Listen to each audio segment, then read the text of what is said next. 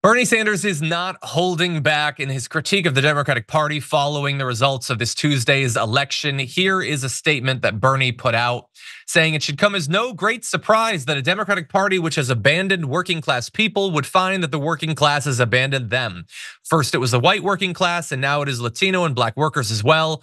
While the Democratic leadership defends the status quo, the American people are angry and want change, and they're right. Today, while the very rich are doing phenomenally well, and oh boy, will they soon, 60% of Americans live paycheck to paycheck, and we have more income and wealth inequality than ever before. Unbelievably, real inflation accounted for weekly wages for the average American worker are actually lower now than they were 50 years ago. And look, Bernie campaigned for Harris. Him and AOC, particularly AOC, I think AOC literally might have done more campaigning for Harris than anyone else in the country. But if they thought that would stop progressives from being blamed for this loss, forget about it. As we'll get to that, the favorite hobby of Washington insiders, throwing progressives under the bus despite the fact that we literally have no political power, continues on.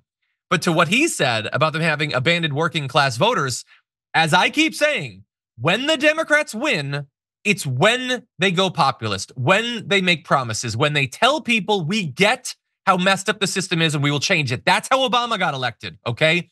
That is also how Biden got elected. I mean, a lot of people never really bought that he was gonna do some of the things he was promising, but he campaigned as a progressive. And when the Democrats have lost, it's when they haven't done that. And you can even see that distinction inside of individual campaigns. The last 2 months of Harris was pretty status quo-y, wasn't it? It was pretty much like, just think about how much of a danger he is to the system and less an acknowledgement of the issues with the system. Now, the first month or so that she was running, she was putting out big proposals. She was choosing Tim Walz. That was seen as a really good sign. And so you can see the distinction between those two periods. And will the Democrats understand this in time to choose the right person the next time around? I have a horror nightmare scenario in mind that I'll tell you in a minute, okay? But Sabrina, I'm glad that we're talking about Bernie Sanders right now, because I think there is now an even stronger case to be made that the Democrats were provided an opportunity in 2015, 2016. And had they turned in the direction of Bernie Sanders and people like him, we would be in a much better place right now, a much, much stronger place. We would be much less scared about the future, worried about what's gonna come. And you know what? MSNBC can hate me or whatever and say that I'm responsible for this. But I think more and more people understand that Bernie was right all along. But what do you think? Okay, John, here's how Bernie can still win. I'm kidding. I saw your tweet. But yeah, I mean, tales all the time to throw progressives under the bus, and especially what we're seeing a lot of from people who voted Democrat is, blaming the Jill Stein voters as if every vote for Jill Stein, if given to Kamala, would have made a difference. It would not have made a difference. It was too comfortable of a win for Trump, unfortunately. But I feel like there's also kind of an air of a little bit of elitism coming from like the top of the Democratic Party as well. Like, I know a lot of people are seeing the demographics of like the voter turnout, and a lot of the blame is being shifted toward like the Latinos, because a lot of Latino men voted for Trump, which is unfortunate. I'm not happy about that. Not surprised either, but I'm not happy about it. And also seeing information like, oh, it's the uneducated people who heavily voted for Trump. And just a lot of snarky comments in that way. And it's like, not everybody has the ability to go to college, to complete college, especially like in Latino communities that are very family-based. And, sometimes you have to prioritize working for your family over college. So it kind of leads to a lot more infighting that's not productive. I think if you want to go down that route of, oh, it's the uneducated people, then okay, let's get college for all passed. That's going to benefit everybody. Like, do something about it. Don't just complain about some of these statistics, because they come off as condescending. Yeah, it was certainly not helpful. Yeah.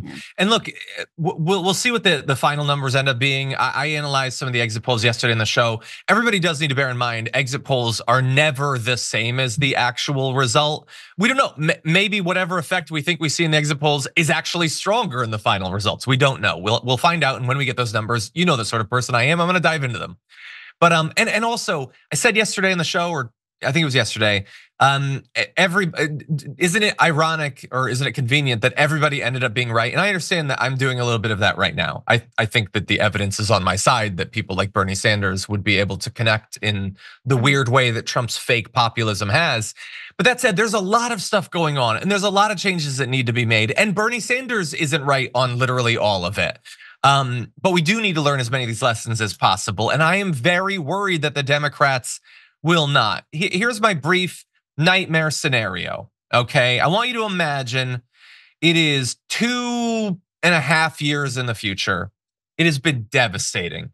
Donald Trump has deported a lot of people, broken up a lot of families. He's wasted literally hundreds of billions of dollars trying to deport more. The economy's in shambles because of the tariffs. It's killed American companies' exports. Consumer spending is through the roof on the bare essentials because, as economists made clear, that's what tariffs do. It's horrible all around. Gavin Newsom announces he's running for the presidency. His slogan, a return to normalcy. No, no. It's like, and you know they're gonna do it. You know they're gonna do it. They're gonna think, well, the way that we did it in 2020 worked barely, and we almost did it with Harris. Now, if we only have the right, but no. People want someone who is going to look out at the world, find out what is wrong, how are people hurting, okay? And then you go to the actual experts, not to the right-wing demagogues or whatever, to figure out how to like fake pretend you're gonna deal with that stuff. You actually figure out how you fix the problems, and if that bothers the wealthy or CEOs, tell them to F off, we're gonna do it anyway, and then you run on that, okay? You communicate effectively what you're gonna do, you get into office, and you actually make it happen. You don't make it happen like if Kyrsten Sinema will let you or whatever. You do whatever you need to do to make it happen so that you actually deliver, so that 4 years from then, when people are thinking about whether they want to set fire to the entire thing again, they think, oh, thank God I don't need to do that because we have someone who is willing to challenge the system and willing to change the system if that's what it takes to improve my life. Okay, it is really as simple as that. There's a little bit of research on the actual policies that needs to be done, but it is fundamentally as simple as that in a political sense, and they will do anything they need to do to not learn that lesson. Sabrina, I apologize, I'm screaming a lot. I warned you before the show that I might, but I do want your thoughts. Well, maybe about who might run in 4 years. I don't know. What do you think? Oh gosh, I don't know who's gonna run in 4 years. I feel like we're still dealing with a lot of like the infighting right now. Unfortunately, a lot of people are just trying to find who to blame right now because the wounds are still so fresh and everybody is hurting. But one thing that is disappointing to see is a lot of people shifting blame to the people who didn't vote for Kamala Harris because of Gaza. I think it's very unfair to expect a lot of people who are more closely, who Gaza hits closer to home, whether it's, them being Palestinian or if they have family in Gaza or if they're just an ally.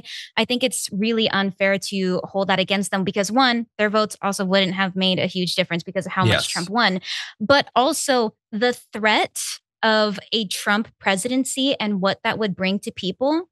For people in Palestine, that is already a reality. They're at the end of the line. It's a genocide what's happening. Bombs are scarier than Trump. I'm sorry. So for people who are closer to that matter, I don't think it's fair to be blaming them for, Trump getting the White House. So I really wish people would stop blaming them. I agree. The Jill Stein thing and the results in Dearborn, again, they would not have changed the result of the election. You can have conversations about other elections and we can dive into, again, the philosophy of would that vote go to another person? Again, like people love to simplify that and imply that they know how that would work. But again, it doesn't matter. By the math, it does not matter in this case. And by the way, like I'm still bothered on some level by both. I mean, Donald Trump is going to, if it can be worse in Gaza, it will be worse in Gaza as a result of this. So let's be clear about that. And also, just because Jill Stein was not the reason that Harris lost, that doesn't mean I think it's awesome what she does every 4 years in this country. I know that she worked very hard the last few months. She's earned the 3.5-year vacation she's about to take before she runs for office again. But anyway, again, it's a symptom. It's not the cause. She got 0.5% of the vote, 0.7% of the vote, or whatever. She could have gotten 0.1% of the vote if 0.7% of her supporters felt like they didn't need to vote for her. And so again, it all comes down to, do you deliver? Do you campaign effectively? When you get into office, do you deliver? Obama passed the ACA. The ACA could have been much stronger, obviously, but he did it, okay? It was an actual thing. And the IRA had some good stuff in it, but it's not the ACA, the ACA. And even if it was, it wouldn't be enough. You need to do more. And they didn't. They tried to do some stuff again, and it was stopped on immigration. Then you need to make it happen anyway. If Biden could shut down the border, which he effectively did with his executive order, and there's lots of issues with that, by the way, but if that's what they think they needed to do, why did you wait so long? Okay, so I'm just gonna briefly read this. I don't want to dwell on it because I'm already mad. You can't tell, I'm mad. But anyway, Richie Torres said, Donald Trump has no greater friend than the far left, which has managed to alienate historic numbers of Latinos, Blacks, Asians, and Jews from the Democratic Party with absurdities like defund the police and from the river to the sea or Latinx. Yeah, I'm not reading any more of that because he's so obviously right. It was the Latinx thing that did it. I was talking about Bernie Sanders and running as populist and trying to deliver. It was definitely the Latinx thing, which was invented in the last year, I think. I don't think that's a thing people have been saying for a really long time. The stupidest, there is a lot of idiotic analysis of the election going around. That might well be the dumbest. The people who are saying Joe Biden should have stayed in, I think their brains are moldy cheddar cheese, but they're doctorates compared to Richie Torres' analysis of the election.